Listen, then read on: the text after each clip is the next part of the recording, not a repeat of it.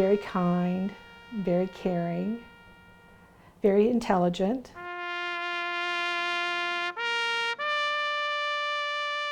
It was the summer of 1966 when Miamisburg, Ohio buried one of its first hometown boys killed in the Vietnam War. Mark V. Dennis was 19 years old. He was a hero from Miamisburg. Mark and 15 other men were on board a helicopter over South Vietnam when they took a barrage of enemy fire and crashed. Only 3 were said to have survived. The rest, including Mark, were reported killed in action. A war photographer happened to capture the tragedy. Mark's cousin, Linda Irwin. Of course, when we found out, we were all pretty devastated. I think there was a lot of shock to begin with because we all thought Mark would come back. And this is where the story of Mark V. Dennis takes a drastic turn. Just because something is written in stone doesn't make it so. But you are 100% certain that was not Mark that was buried there? We're 100% certain that that's not Mark. In a last-ditch effort, the family sent the one and only tooth returned with the badly burned remains to a commercial laboratory in Pennsylvania for DNA testing last year. The test report shows it's not a match.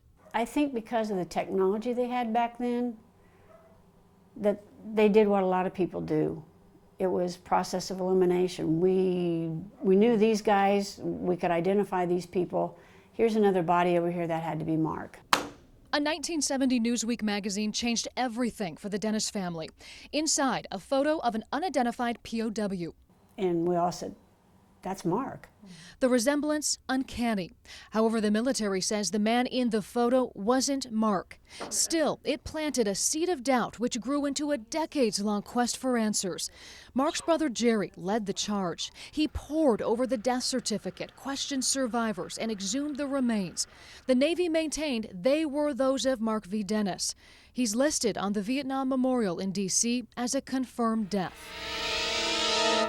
1966. Quang Tri Province, South Vietnam. Mark's story appeared on a 1990 episode of Unsolved Mysteries. I was given a choice, either accepting that body, or if we refused to accept it, the Navy was going to bury it in Arlington Cemetery with Mark's headstone on it. And I decided there was no way in hell they're going to do that. And I give Jerry an awful lot of the credit because he was a bulldog. He did not want to give up on his little brother. Unfortunately, Mark's parents and brother died without seeing the results of this latest DNA test. Finally, the Department of Defense acknowledged that there was, quote, compelling evidence to reanalyze the case and requested the remains be brought to Offutt Air Force Base in Nebraska, where there's a satellite lab for the Defense POW MIA Accounting Agency, responsible for identifying remains of the missing dead from past wars. The family did so in March. I hope, and I don't know how, but I hope they find who the remains belong to. As far as knowing where Mark is, or we may never know that.